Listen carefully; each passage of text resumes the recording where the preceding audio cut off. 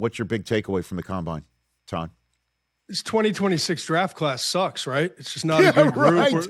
That was it going in. That's what we heard. And then I'm sitting there. Hey, Washington, D.C. next year. We got the lawn. We got all the quarterback. Right.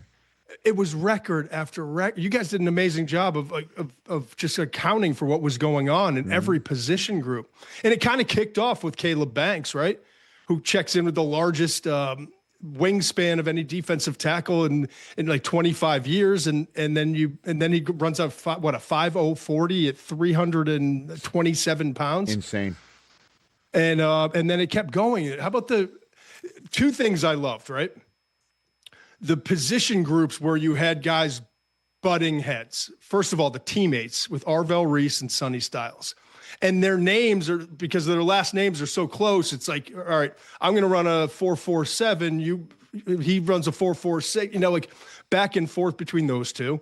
And then we get to the tight ends and Kenyon Sadiq runs the 4.39. And meanwhile, you got Thieneman who's setting records in the jumps. It was just awesome to watch, man. The whole weekend, where in a draft class that's getting a lot of heat for where are the quarterbacks? There's no blue guys at the top, no blue chippers.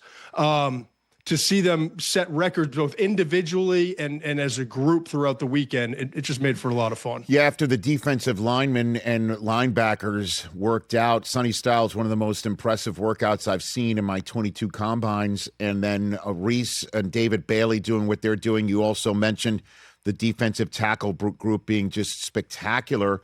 I turned to Daniel Jeremiah, and I'm like, no doubt the second overall pick in the draft worked out on this field tonight. And he goes, yep. So what do you think the Jets' decision is now that we just saw all those workouts, obviously pro days, free agency to come, but what do you think the Jets' decision to 2 looks like right now?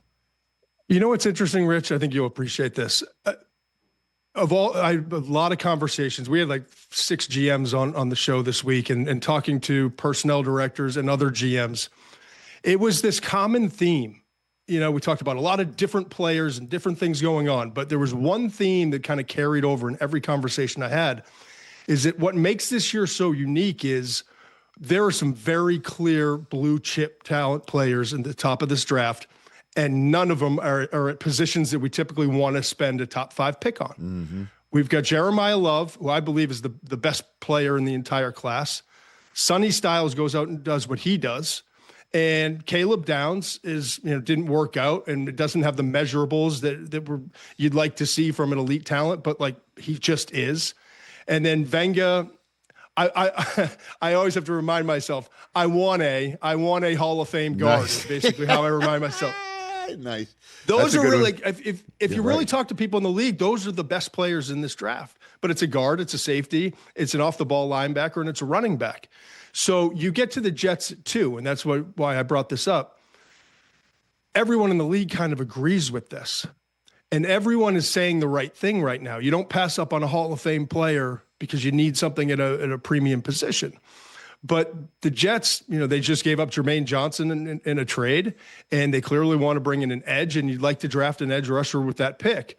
David Bailey's a great edge rusher, but can he defend the run, and what about his lateral agility? Ruben Bain obviously is a short-armed edge who's an awesome player and was dominant throughout the college football playoff.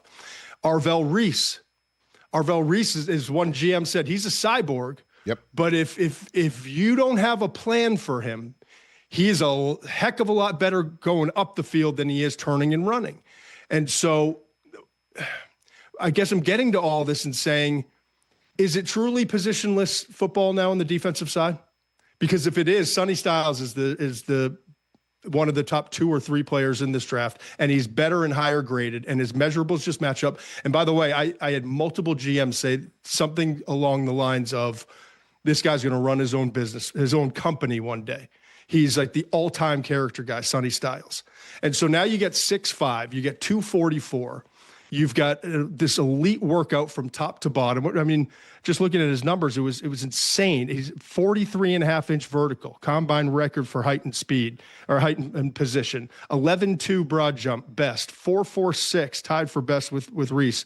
1.56 in his 10. So, and if you look at the analytics on it, he didn't blitz and rush the passer as much, but there's almost no difference between when he did in the production in terms of pressures and sacks compared to Arvell Reese. Now, Reese is going to be an edge.